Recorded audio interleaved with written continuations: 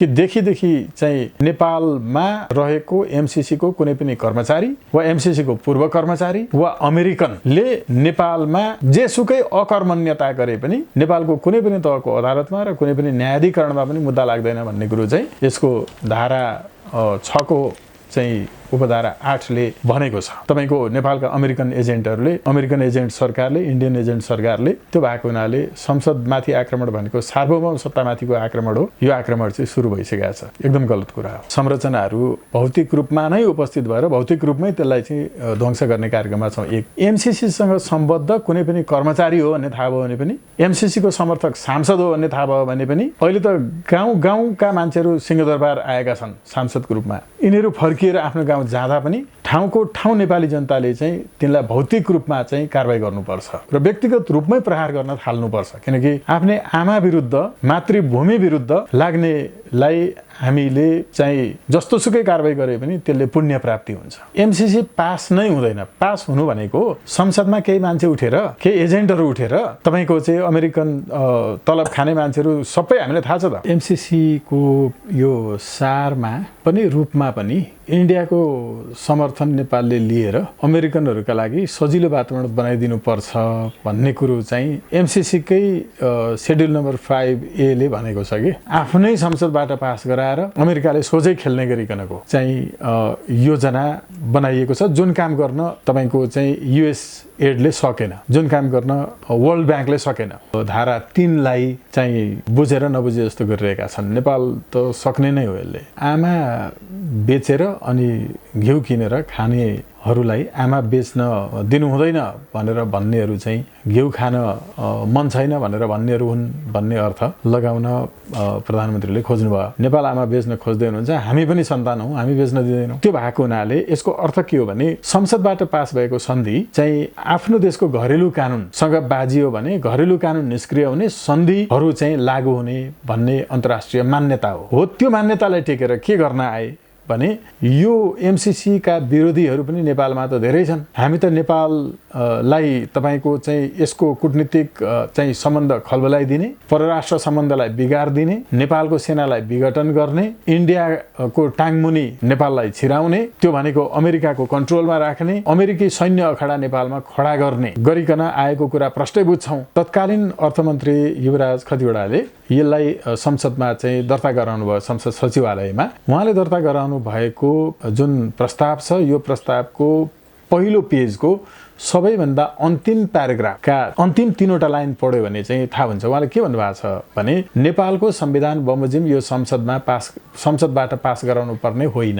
नेपाल सरकारले एमसीए को preliminary ड्राफ्टमा sign गरेर आएको भएको हुनाले हामी संसदमा चाहिँ यो प्रस्तुत गर्न बाध्य भएका छौं। म बाध्य भएको छु, यसकारण गर्नु परेको हो भन्ने भाषा नै उहाँले लेख्नु भएको छ कि भनेको इन्डियाले जे भन्छ त्यो जस्ताको तस्तै हामीले मान्नु पर्ने।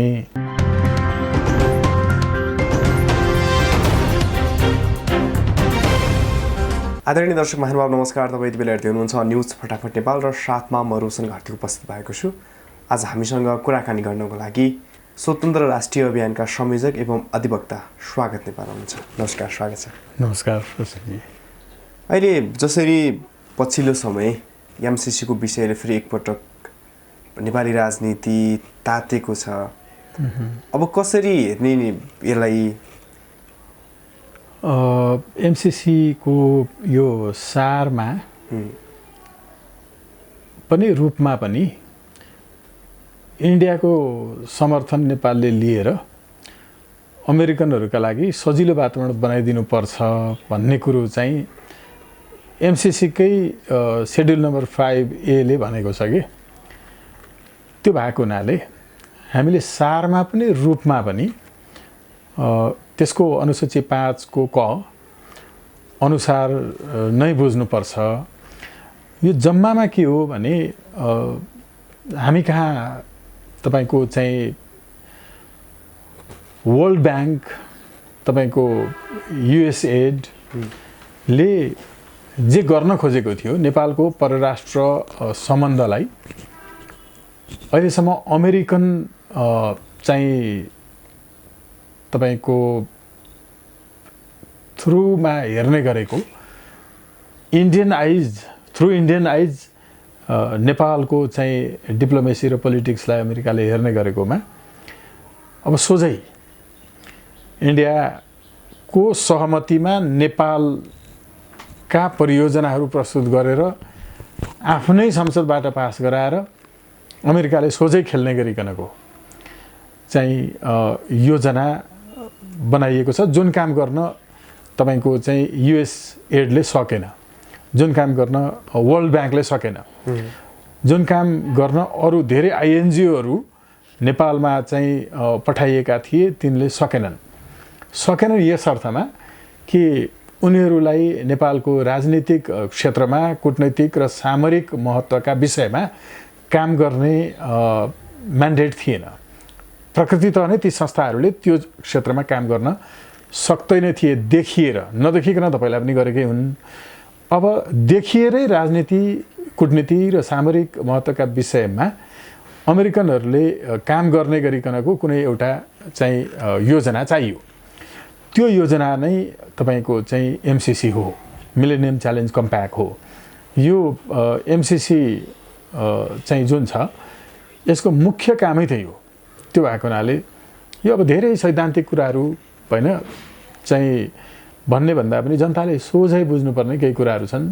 सोझो बुझाउनु पर्ने चाहिँ अभियन्ताहरू, सामाजिक तपाईको चाहिँ व्यक्तित्वहरू, राजनीतिक दलका मान्छेहरू कस्तो देखियो भने अघिल्लो वर्ष सायद तपाईले पनि कुरा गर्नुभयो होला, केही अभियन्ताहरू एमसीसी भनेको नेपालको विकास विरोधीहरूले चाहिँ विरोध गर्ने कुरा हो, चाहिन्छ नेपालमा भनेर आफै इन्टरभ्यू दिनेहरू अहिले एमसीसी को 1 नम्बरको विरोधी भनेर देखिरहेका छन्। सुध्रिनु त राम्रै कुरा हो, तर उनीहरूले पनि बुझ्नलाई नसकेको हो भने एकदम जनसामान्यले त बुझ्न निकै कठिन छ। तर बुझेर बुझ पचाउनेहरूबाट चाहिँ खतरा छ, जसले देखि यो 6.8 लाई 5A लाई तपाईको धारा 3 लाई चाहिँ बुझेर नबुझे जस्तो गरिरहेका छन्। नेपाल त सक्ने नै हो यसले। तर अहिले पनि त प्रधानमन्त्री स्वयं आफैले एमसीसी को विरोध गर्नेहरू विकास विरोधी हुन् भनेर भनिरहनु भएको छ। आमा बेचेर अनि घिउ किनेर खानेहरूलाई आमा बेच्न दिनु हुँदैन भनेर भन्नेहरू चाहिँ घिउ खान मन छैन भनेर भन्नेहरू हुन् भन्ने अर्थ लगाउन प्रधानमन्त्रीले खोज्नुभयो। अब उहाँले चाहिँ नेपाल आमाको सन्दर्भमा चाहिँ नेपाल आमा बेच्न खोज्दै हुनुहुन्छ। हामी पनि सन्तान हौँ, हामी बेच्न दिँदैनौँ। उहाँ चाहिँ विकास भनेको लोकतन्त्रको सिर्जना भनेको सन्तान हो भने अब एउटा राम्रो भाइ चाहियो भनेर विकासे जातको बाबु, विदेशी बाबु पर्म लगाएर खोज्ने काम प्रधानमन्त्रीबाट भइरहेको छ। प्रधानमन्त्री मात्रै होइन, अहिलेसम्मका सबै सरकारहरूबाट भइरहेको छ। र संसदमा भएका वा नभएका दलहरू, यी अभियन्ताहरू, सञ्चार माध्यमहरू समेतबाट भएको छ, जसले देखि नेपालमा नेपालीलाई, हाम्रा छोरीचेलीलाई बलात्कार गर्दा पनि मुद्दा नेपालमा चल्दैन, एमसीसी को चाहिँ त्यो तलुवा चाटेको मान्छे हो भने चाहिँ उसलाई छुट दिनुपर्छ भनेर भन्ने कुराको पक्षमा रहेका सञ्चार माध्यमहरू यसलाई राम्रोसँगले व्याख्या विश्लेषण नगरिकन अरू कुरामा मात्रै छलफल गरेर बस्नेहरू, त्यसकै क्याम्पेन चलाउने सञ्चार माध्यमदेखि लिएर यस्ता विश्लेषक, अभियन्ता दलहरू यी सबै नेपाल आमाका लागि विदेशी बाबु खोज्ने र आमाको पाता फर्काएर त्यो चाहिँ तपाईको अरूबाट बलात्कार गराउने सन्तानहरू हुन्। त्यस्ता जुन एमसीसी सँग सम्झौता भइसके पछाडि नेपाल र नेपालको कानुन र त्यसको कानुन चाहिँ मिल्यो भने चाहिँ नेपालको कानुन स्वत निष्क्रिय हुने भनेको छ। यसको अर्थ के हुन सक्छ? यो चाहिँ के हो भने सामान्यतया हामीले पनि मिसइन्टरप्रिटेसन गर्नुहुन्न। अन्तर्राष्ट्रिय कानुनको प्रकृति के हुन्छ भने आज मात्रै होइन, पञ्चायत कालमै पनि के थियो भने सन्धि सम्झौता भनेको कुरा चाहिँ त्यो पहिला सम्झौता मात्रै हो भने संसदले पास गरिरहन नपर्ने, सन्धि हो भने संसदले पास गर्नुपर्ने, संसदमा प्रस्तुत गर्नुपर्ने व्यवस्था थियो र पछाडि पनि त्यही थियो। अहिले सन्धि ऐनले सन्धिको परिभाषालाई परिवर्तन गरेको छ। अहिले यो एकदम टेक्निकल कुराहरू नागरिकले बुझ्न चाहिँ सबैलाई गाह्रो हुनसक्छ, कानुनको सबै विद्यार्थी हुँदैनन्। त्यो भएको हुनाले यसको अर्थ के हो भने संसदबाट पास भएको सन्धि चाहिँ आफ्नो देशको घरेलु कानुनसँग बाजियो भने घरेलु कानुन निष्क्रिय हुने, सन्धिहरू चाहिँ लागू हुने भन्ने अन्तर्राष्ट्रिय मान्यता हो। त्यो मान्यतालाई टेकेर के गर्न आए भने यो एमसिसी का विरोधीहरू पनि नेपालमा त धेरै छन्। हामी त नेपाललाई तपाईको चाहिँ यसको कूटनीतिक चाहिँ सम्बन्ध खलबलाइदिने, परराष्ट्र सम्बन्धलाई बिगार्दिने, नेपालको सेनालाई विघटन गर्ने, इन्डियाको टाङमुनि तपाईको चाहिँ नेपाललाई छिराउने, त्यो भनेको अमेरिकाको कन्ट्रोलमा राख्ने र अमेरिकी सैन्य अखाडा नेपालमा खडा गर्ने गरिकन आएको कुरा प्रष्टै बुझ्छौँ। हो यो गर्नका लागि एमसिसीलाई नेपालको कानुनभन्दा माथि बनाउन सकियो संसदबाट पास गराएर भने उनीहरूको उद्देश्य पुरा हुने भयो। त्यसकारण संसदबाट तपाईको चाहिँ पास गराएर नेपालको कानुनसँग बाजियो भने नेपाल कानुन होइन, एमसिसी चाहिँ मिलेनियम च्यालेन्ज कम्प्याक्ट चाहिँ नेपालमा लागू हुने गरिकनको यो प्रयत्न गरिँदैछ। यसमा अर्को महत्त्वपूर्ण कुरा के छ भने तत्कालीन अर्थमन्त्री युवराज खतिवडाले यसलाई संसदमा चाहिँ दर्ता गराउनु भयो, संसद सचिवालयमा। उहाँले दर्ता गराउनु भएको चाहिँ जुन प्रस्ताव छ, यो प्रस्तावको पहिलो पेजको सबैभन्दा अन्तिम प्याराग्राफका अन्तिम 3वटा लाइन पढ्यो भने चाहिँ थाहा हुन्छ उहाँले के भन्नुभएको छ भने नेपालको संविधान बमोजिम यो संसदबाट पास गराउनु पर्ने होइन। तर पनि उहाँले यस पूर्व नै नेपाल सरकारले एमसिए को प्रिलिमिनरी ड्राफ्टमा साइन गरेर आएको भएको हुनाले हामी संसदमा चाहिँ यो प्रस्तुत गर्न बाध्य भएका छौँ। म बाध्य भएको छु, यसकारण गर्नु परेको हो भन्ने भाषा नै उहाँले लेख्नु भएको छ कि उहाँले त इमान्दार बनेर चाहिँ गर्नुभएको होइन। पछि मेरो विषयमा केही आइहाल्यो भने भनेर त्यो छिराउनु भएको होला। तर नेपालको संसदबाट पास गर्नुपर्ने नै होइन भन्ने कुरो चाहिँ यो संसद सचिवालयमा प्रस्तुत गर्ने अर्थमन्त्री स्वयं पनि कन्भिन्स्ड हुनुहुन्छ त्यसमा।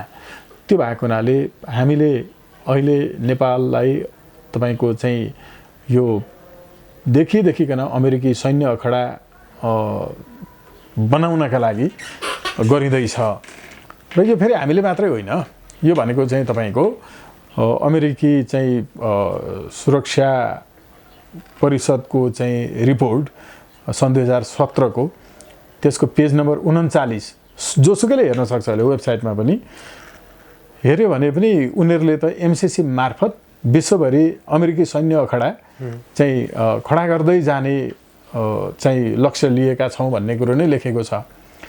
त्यो भएको हुनाले अब यसतर्फ चाहिँ फेरि त्यति धेरै चर्चा गर्ने, यसतर्फ चाहिँ बोल्ने हैन यो कामहरू चाहिँ फेरि गर्दैनन् सञ्चार माध्यमले। यो एउटा र अर्कोलाई भिडाउने हैन कुराकानी चाहिँ गर्ने, तातो तातो बहस जस्तो देखाउने, तर मुख्य विषयमा अहिलेसम्म तपाईँले देख्नु भएको छ अरू सञ्चार माध्यमहरूमा यो चाहिँ नेपालीहरूलाई चाहिँ बलात्कार गर्यो भने पनि, गोली हान्यो भने पनि मुद्दा नचल्ने भन्ने बारेमा चर्चै हुँदैन त। अनि देखिकन तपाईँको चाहिँ यो सेड्युल नम्बर 5A को बारेमा इन्डियाको चाहिँ सहमति लिएर काम गर्नुपर्छ भन्ने कुरोको बारेमा कहीँ पनि चर्चा भएको सुनिँदैन।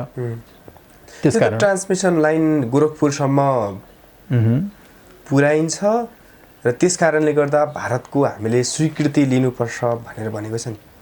यस्तो हो, त्यो ट्रान्समिसन लाइन गोरखपुरसम्म पुर्याउनका लागि स्वीकृति लिने हो भने गोरखपुरसम्म पुर्याउने ट्रान्समिसन लाइनका सन्दर्भमा चाहिँ इन्डियाको पनि हुनु पर्यो कि पनि in mutual understanding the project will be submitted भन्ने हुनु पर्यो नि।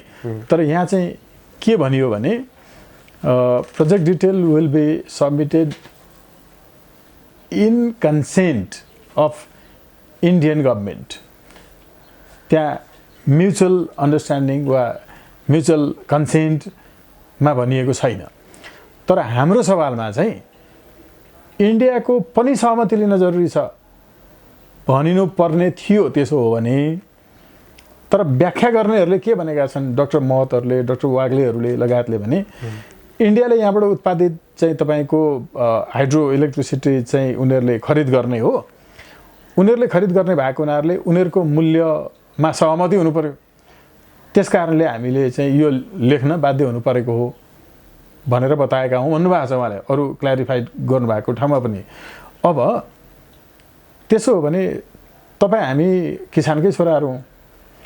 हाम्रो बुवा हजुरबुवाले घरमा हामीले उत्पादन गरेको धान, मकै, कोदो कति चास जोतेर गऱ्यौँ, कति पटक पानी लगायौँ, झार्न कति दिन लाग्यो, रोप्न कति दिन लगायौँ, कति दिनको हाम्रो हाजिरा आउने हो भने पनि पैसा आउने थियो, मल कतिको किन्यौँ, यो सबै जोड्दाखेरि जति रकम हुन्छ नि त्यो रकमबाट परल मूल्य निस्किन्छ।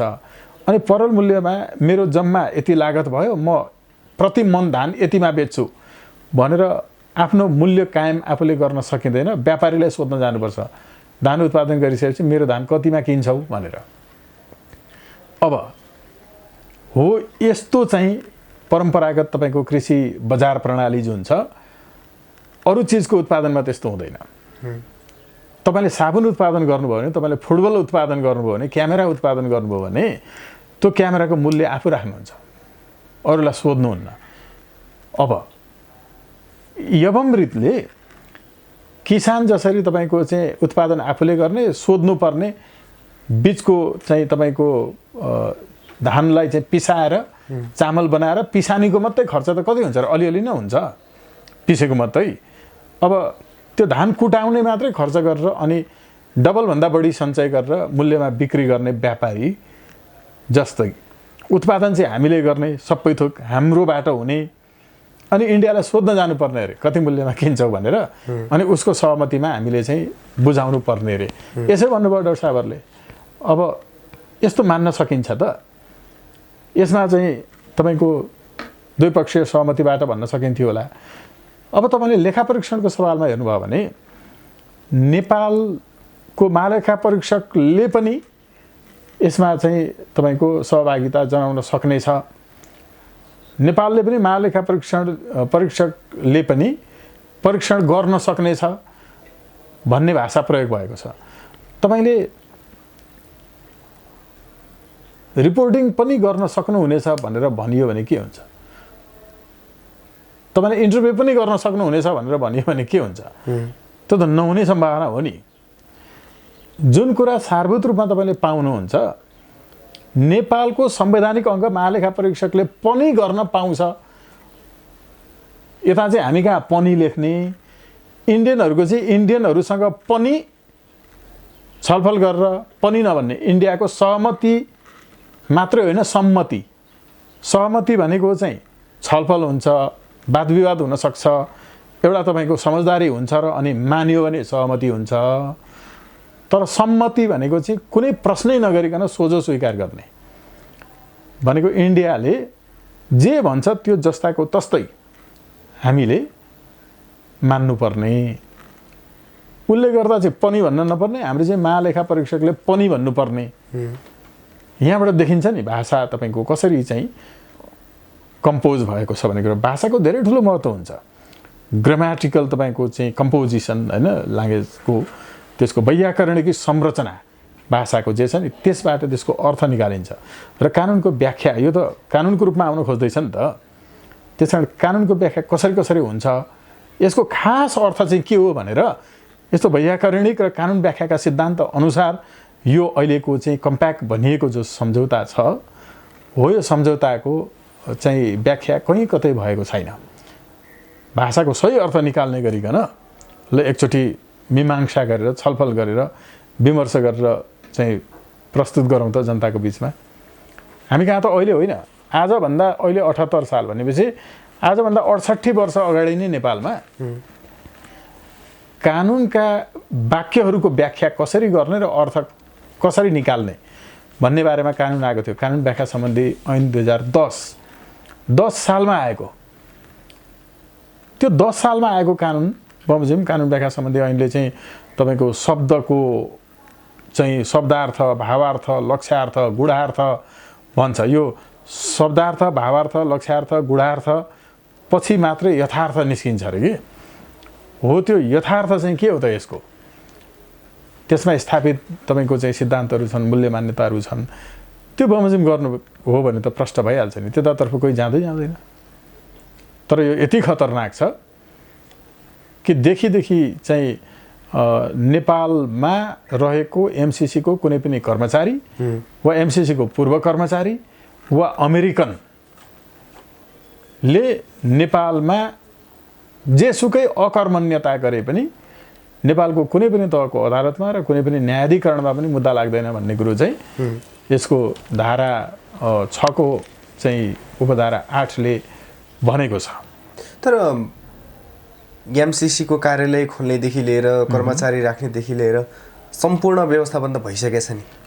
हो, यो कुरा नै यस्तो महत्त्वपूर्ण उठाउनुभयो तपाईँले कि हामीले यो चाहिँ कम्प्याक्टमा के भनेर चाहिँ पढेका छौँ भने यो संसदबाट पास भएपछि कार्यान्वयनमा आउनेछ। संसदबाट पास भएपछि कार्यान्वयनमा आउनेछ भन्ने एकातिर, अर्कोतर्फ मिलेनियम च्यालेन्ज अकाउन्ट यो चाहिँ विकास समिति गठन गरेर त्यो एमसिए मार्फत चाहिँ अहिले पनि नुवाकोटको बेलकोट गढीको वडा नम्बर 7 मा अधिग्रहण गरिएको छ जग्गाहरू, त्यहाँ निर्माण गर्न थालिएको छ संरचनाहरू। हामी जस्तै भर्खरै त्यहाँ पुगेर आयौँ। अब त्यो हामी भत्काउँदैछौँ त्यहाँ भइरहेको निर्माणहरू। त्यहाँ सङ्घर्ष समिति पनि गठन चाहिँ भइरहेको छ। संसदले पास गरेपछि लागू हुने भनेकोलाई सोझै अर्को समिति गठन गरेर समितिबाट अधिग्रहण गर्न थाल्नु भनेको संसदलाई तपाईँको बाइपास गरेर संसदको अपहेलना गरेको होइन। यो संसदले गर्नुपर्ने काम सोझै विदेशीको चाहिँ आडमा गर्नु भनेको यो देखिकन तपाईँको सार्वभौमिकतामाथिको आक्रमण हो। आक्रमण सुरु भइसकेको छ। संसदमाथि आक्रमण गरेको छ तपाईँको नेपालका अमेरिकन एजेन्टहरूले, अमेरिकन एजेन्ट सरकारले, इन्डियन एजेन्ट सरकारले। त्यो भएको हुनाले संसदमाथि आक्रमण भनेको सार्वभौम सत्तामाथिको आक्रमण हो। यो आक्रमण चाहिँ सुरु भइसकेको छ। एकदम गलत कुरा हो। अब के गर्ने त? यी साँच्चीकै एमसिसी पास भयो भने संसदबाट अहिले त सिङ्गो नेपाली काङ्ग्रेस पनि दबाब दिइरहेको छ। नेकपा एमाले त स्वयं प्रधानमन्त्रीकै विषयमा उसले नै पास गर्नुपर्छ भनेर लागिरहनु भएको छ। तपाईँहरू 1 वर्ष अगाडि चाहिँ विभिन्न रचनात्मक कार्यक्रम गर्नुहुन्थ्यो, विभिन्न नेताका टाउको तस्बिर फुटबलमा राखेर फुटबल खेल्नुहुन्थ्यो। अहिले त त्यो सडकमा नागरिकहरू निस्केका पनि छैनन्, अभियन्ताहरू पनि निस्केका छैनन्। अब अहिले नै चाहिँ के छ भने अघि हामीले भन्यौँ कि हामी त्यहाँको संरचनाहरू भौतिक रूपमा नै उपस्थित भएर भौतिक रूपमै त्यसलाई चाहिँ ध्वंस गर्ने कार्यक्रममा छौँ। एक के गर्नुपर्छ भन्नुभयो नि, एमसिसीसँग सम्बद्ध कुनै पनि कर्मचारी हो भन्ने थाहा भयो भने पनि, एमसिसीको समर्थक सांसद हो भन्ने थाहा भयो भने पनि, अहिले त गाउँका मान्छेहरू सिंहदरबार आएका छन् सांसदको रूपमा। यिनीहरू फर्किएर आफ्नो गाउँ जाँदा पनि ठाउँको ठाउँ नेपाली जनताले चाहिँ तिनलाई भौतिक रूपमा चाहिँ कारबाही गर्नुपर्छ। के गर्नुपर्छ पनि अघि जोडिएको भएको हुनाले मैले भनेको यो र व्यक्तिगत रूपमै प्रहार गर्न थाल्नुपर्छ। किनकि आफ्नै आमा विरुद्ध, मातृभूमि विरुद्ध लाग्नेलाई हामीले चाहिँ जस्तोसुकै कारबाही गरे पनि त्यसले पुण्य प्राप्ति हुन्छ र यसरी लाग्नुपर्छ। नागरिकहरू चाहिँ अघि यहाँले भन्नुभएको अर्को विषय छ, अघिल्लो वर्ष हामीले के गरिरहेका थियौँ, अहिले के भइरहेको छ यसमा। संसद अहिले तपाईँको चाहिँ फेरि पनि एउटा अर्धमृत अवस्थामा चाहिँ प्रधानमन्त्रीले पुर्याएका छन्। संसद भनेको संसदीय व्यवस्थामा प्रधानमन्त्रीलाई निर्देशित गर्ने चाहिँ एउटा सर्वोच्च जनप्रतिनिधिमूलक चाहिँ निकाय हो र संसदीय दलबाट, संसदीय दलको नेताको हैसियतमा प्रधानमन्त्री भएको हुनाले निर्देशित हुनुपर्छ प्रधानमन्त्री संसदीय दलबाट। संसदीय व्यवस्थामा प्रधानमन्त्री चाहिँ निरङ्कुश हुँदैन। उसको अङ्कुश भनेको संसदीय दल हो अथवा संसद हो। त्यो पनि भएन भने केन्द्रीय कमिटी हो। तर अहिलेसम्म केपीओलले गरेका कुनै पनि काम संसदीय दलको निर्णयबाट, संसदको निर्देशनबाट र केन्द्रीय कमिटीको निर्णयबाट गरेका छैनन्। त्यसैले उनी चाहिँ निर्दलीय चाहिँ प्रधानमन्त्री भए र अहिले हामीले चाहिँ यति नै बेला संसदबाट पास गर्नुपर्ने एमसिसी भएको हुनाले संसद नै नभएको कारणले हामीले त्यतातर्फ चाहिँ प्रेसराइज कम गरेका छौँ। तर अघि मैले जो भने होइन, हामी स्थलगत रूपमा नै कहाँ कहाँ अहिले जग्गा चाहिँ तपाईँको अधिग्रहण भइरहेको छ, एमसिएले चाहिँ जग्गा अधिग्रहण गर्ने काम गरिरहेको छ। अर्को फेरि षड्यन्त्र के छ तपाईँको चाहिँ यसको कार्यान्वयन, तपाईँले इम्प्लिमेन्टेसन एमसिएको चाहिँ एमसिसीको चाहिँ धारा 3लाई हेर्नुभयो भने त्यसका विभिन्न उपधाराहरूमा सरकारसँग चाहिँ डिल नगर्ने, सोझै त्यो एमसिएका कर्मचारीलाई खरिद गरेर अनि अमेरिकनहरूले काम गर्ने भन्ने अर्थमा चाहिँ त्यो लेखिएको छ। त्यो के हो भने सबै अब यसपछिको चाहिँ अरू इम्प्लिमेन्टेसनका कामहरू लगायत एमसिएले गरेपछि सरकारले कुनै पनि हस्तक्षेप पनि गर्न नसक्ने गरी अमेरिकन पन्जामा परेर त्यहाँका कर्मचारीहरू बिक्री भएर वा उनीहरूले खरिद गरेर वा पहिल्यैदेखि एजेन्टहरू त्यहाँ पुगेको हुनाले उनीहरूले अमेरिकनको इन्ट्रेस्ट बमोजिम काम गरेर भोलि हामी कसैले नसोचेको एउटा कुनै सरकार आयो जसले एमसिसी नेपालका लागि खतरनाक छ भनेर त्यसलाई चाहिँ निरन्तरता दिन चाहेन भने त्यति बेला संसद र सरकारले केही नगरे पनि त्यही समितिले नै एमसिसी सँग काम गर्न सक्ने गरिकनको व्यवस्था गरिएको छ। यो अर्को खतरनाक कुरा छ। केही देशहरूमा चाहिँ फेरि एमसिसी डिस्कन्टिन्यू भएपछि नेपालमा पनि त्यस्तो भयो भने सरकारलाई वास्ता नगरिकन समिति मार्फत काम गर्नुपर्छ भन्ने हिसाबले त्यो चाहिँ व्यवस्था गरिएको हो।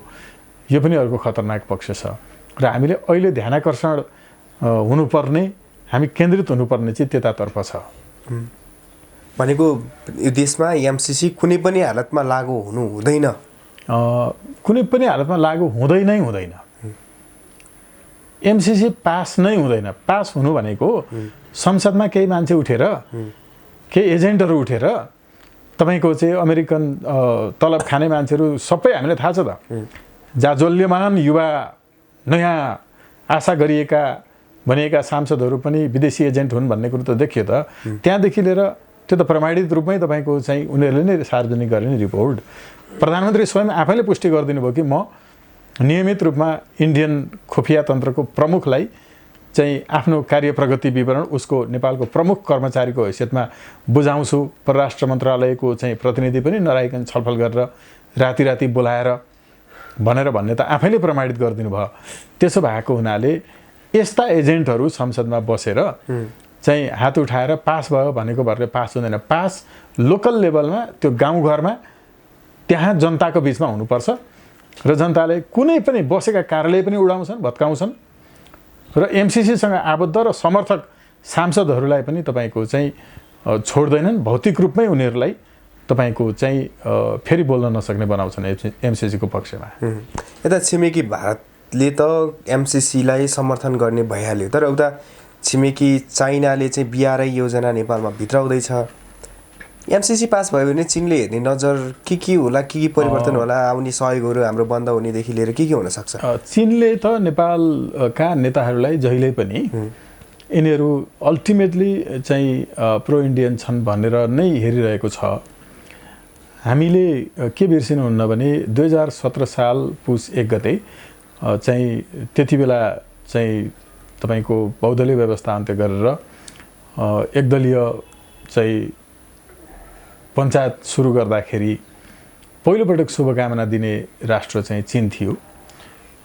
पछि पाकिस्तान चाहिँ भयो र 2000 तपाईँको यता आएर माघ 19 को घटनापछि ज्ञानेन्द्र तत्कालीन राजा ज्ञानेन्द्र शाहले फेरि कु गर्दाखेरि पहिलो शुभकामना दिने र समर्थन गर्ने मुलुक चाहिँ पाकिस्तान थियो, दोस्रोमा चाइना थियो। यी दुईटाको दृष्टिकोण नेपालप्रति यिनीहरू जहिले पनि चाहिँ इन्डियाका चाहिँ अल्टिमेटली समर्थकहरू नेपालमा छन् भन्ने कुरो चाहिँ बुझेका छन्। त्यो भएको हुनाले उसले हामीलाई यहाँ एमसिसी पास भए पनि नभए पनि हेर्ने दृष्टिकोण चाहिँ स्थिर छ। इन्डियाले हेर्ने दृष्टिकोण पनि स्थिर छ। तर हामीले सहयोग लिने पाउने इत्यादि चाइनाको पक्षमा होइन नि। फेरि एमसिसीको विरोध गर्ने बित्तिकै कोही मान्छे चाइनाको पक्षमा हुने होइन। त्यो चाहिँ तपाईँको चाइना विरोधी र अमेरिकन समर्थक पनि हुनसक्छ, त्यो पनि हुनसक्छ। फेरि त्यो भएको हुनाले हामीले यहाँ बुझ्नै पर्ने चाहिँ के हो भने नेपालको असंलग्न परराष्ट्र नीति हो।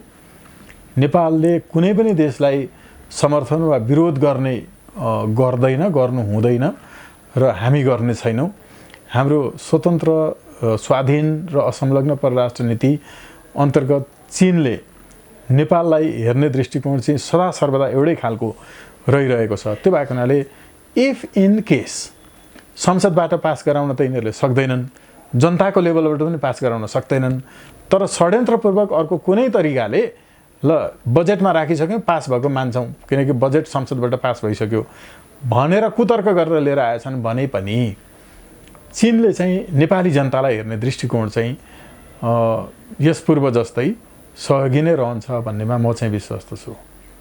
तर फ्री तिब्बतको कुरा आइरहेछ होइन?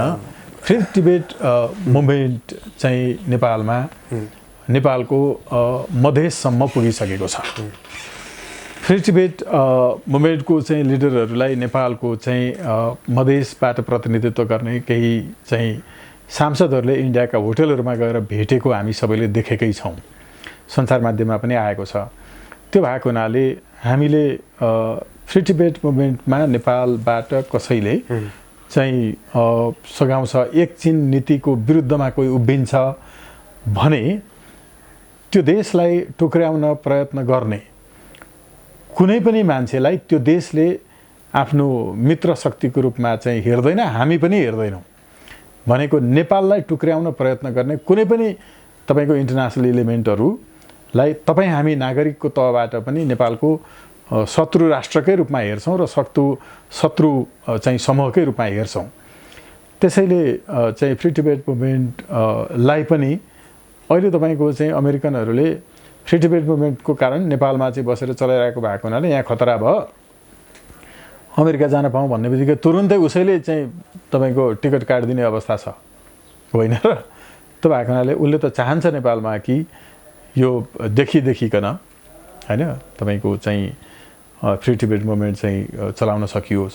अर्को उनीहरूको फेरि के पनि छ महत्त्वपूर्ण कुरा भने जस्तै नेपालमा अब दलित बनाइएका समुदाय र जनजाति समुदायका साथीहरू धेरै चाहिँ विभेदमा, अन्यायमा पहिलेदेखि परेको कारणले चाहिँ धर्मान्तरण पनि धेरै छ। त्यो कारणले पनि त्यो पीडाबाट चाहिँ मुक्तिको महसुस पनि सायद चाहिँ होइन गर्नुभएकोले होला। यहाँ मैले जोड्न खोजेको के हो भने नेपालमा जनजाति समुदायको साथीहरू धेरै बुद्ध धर्मी हुनुहुन्छ। उहाँहरू चाहिँ बुद्ध गुम्बाहरू जति छन् त्यो गुम्बाहरूमा अमेरिकन चाहिँ एक खालको अब संलग्नता पहिलेदेखि नै र नेपालमा चाहिँ गुम्बाहरू एउटा चाहिँ यता तपाईँको चाहिँ चिनिया लबीको, अर्को अमेरिकन लबीको चाहिँ देखिन्छ र न अमेरिकन लबीको न तपाईँको चिनिया लबीको। त्योभन्दा फरक धर्मान्तरण पनि गर्न नदिने नेपालबाटै उद्भव भएको तपाईँको चाहिँ बुद्ध धर्मकै चाहिँ विस्तारित रूपको रूपमा अब लिटिल बुद्ध राम बमजनले जुन अभियान सुरु गर्नुभएको थियो त्यसले त्यो समुदायमा ती गुम्बाहरूमा अमेरिकन गतिविधिहरूलाई रोकेर त्यहाँ एकत्रित हुने हरूलाई चाहिँ त्योभन्दा पृथक रहेको बौद्ध धर्मीहरूको चाहिँ सङ्घमा आबद्ध गराउन थालेपछि अमेरिकनहरूलाई समस्या पर्न गयो र उनीहरूले गुम्बाहरूलाई प्रयोग गर्ने जुन कायदा थियो त्यसमा पनि चाहिँ समस्या हुने भयो। त्यसले गर्दा विभिन्न तपाईँको चाहिँ परिपन्चहरू रचेर र नेपालका केही मिडियाहरू पनि उनीहरूसँगै लागेर राम बमजनलाई तपाईँको चाहिँ अर्को ढङ्गले व्यक्तिगत रूपमा उहाँका समस्याहरू छन् व्यक्तिगत रूपमा उहाँको प्रवृत्तिहरू तपाईँको चाहिँ अब आलोच्य पनि छ। हरेक मान्छेको आफ्नो आफ्नो प्रवृत्ति पनि हुन्छ। भनिन्छ भगवान् गौतम बुद्धले पनि अन्तिममा चाहिँ तपाईँको अब मांसाहार गर्नु परेको थियो रे भन्ने धेरै लिटरेचरहरूमा पनि छ। त्यो व्यक्तिगत कुराहरू चाहिँ फरक हुन सक्छन्। उहाँका आफ्नो बानी हुनसक्छ, केही कुराहरू रिसाउने हुनसक्छ, आक्रामक हुने हुनसक्छ।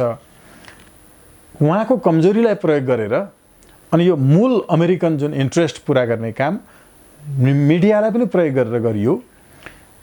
यो सबैलाई हेर्ने हो भने अघि तपाईँले चाहिँ जोड्नु भएको फ्री टिबेट मुभमेन्टको इन्डियन तपाईँको चाहिँ इन्ट्रेस्ट एमसिसीको यसमा चाहिँ जति हदसम्मको रिलेभेन्सी छ यसलाई हेर्ने हो भने चाहिँ वास्तवमा जोडेरै हेर्नुपर्छ।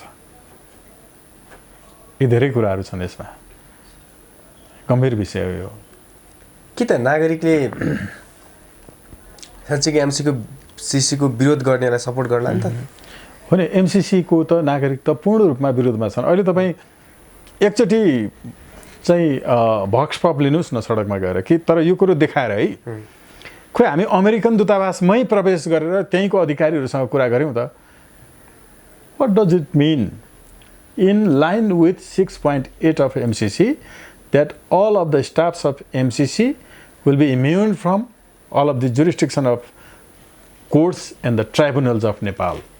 भनेको नेपालको कुनै पनि न्यायाधिकरण र अदालतबाट तपाईहरुले गरेको अकर्मण्यताका लागि उन्मुक्ति प्राप्त हुने भन्ने कुराले के अर्थ दिन्छ म हामीलाई बताइदिनुस्। यसको अर्थ यो हो कि नेपालमा एमसीसी को मान्छे भनेपछि अमेरिका लान्छु भन्यो भने पैसा पनि दिन्छ, त्यहाँको भिजा पाइन्छ भने। एमसीसी को मान्छे हो नेपालको संविधान भन्दा माथि हुने भनेर म तपाईलाई भिजा दिन्छु भन्यो भने अथवा म सहयोग गर्छु भन्यो भने अमेरिका जानको लागि युवाहरूले पैसा दिन्छन्। अहिले पनि वैदेशिक रोजगारी ठगी धेरै छ। यस्तो हुन सक्छ। त्यो भयो भने अदालत होइन न्यायाधिकरणमा मुद्दा चल्छ, न्यायाधिकरणमा पनि मुद्दा नचल्ने भनेर लेखिदियो त 6.8 ले। अब हो यो कुरो बुझाएर जनता सबैलाई सोध्नुहोस् त, सबै यसको विपक्षमा हुन्छन्। एक दोस्रो, उनीहरूले हाम्रा चेलीबेटी बलात्कार गरे पनि तपाईको मुद्दा नचल्ने। यो मैले यतिकै भनेको छैन है, अघि भनिहालेँ कानुन व्याख्या सम्बन्धी ऐन 2010 ले के भन्छ र यसको वैयाकरणिक व्याख्या के हो। यो भावनात्मक व्याख्या होइन, यो एकदमै एक्चुअल फ्याक्चुअल एकदम तपाईको चाहिँ ट्रान्सपरेन्ट र लिटरल यसको इन्टरप्रिटेसन हो। हेर्नु, सत्य तथ्य एकदमै चाहिँ अक्षरशः यसको मैले चाहिँ व्याख्या गरिरहेको छु। त्यो भनेको जुनसुकै अकर्मण्यता भनेको बलात्कार पनि हो। त्यो बलात्कार गर्दा पनि मुद्दा चल्दैन नेपालमा। हाम्रै चेलीबेटीलाई हामी यसरी बुझाउन तयार छौं।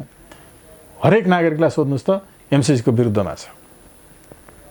इन्डियालाई सोधेर गर्नुपर्ने, यस कारण सोध्नुपर्ने, उसको भागमा इन्डियासँग पनि सल्लाह गर्नुपर्ने पो हुनुपर्छ त। यतिसम्म त भन्छ मान्छेले, उसलाई सोधेर नेपालले गर्नुपर्ने भन्ने कुरामा त सबै असहमत हुन्छन्। अब तपाईको चाहिँ अघि भनिहाले लेखा परीक्षणको कुरा, यो लगायतका विषयले नागरिकहरू चाहिँ एमसीसी को पूर्ण रूपेण विरोधमा हुन्छ। हस्, यो महत्त्वपूर्ण समय र विचारको लागि धन्यवाद। आभार व्यक्त गर्छु, धन्यवाद ज्ञापन गर्छु। Thank you.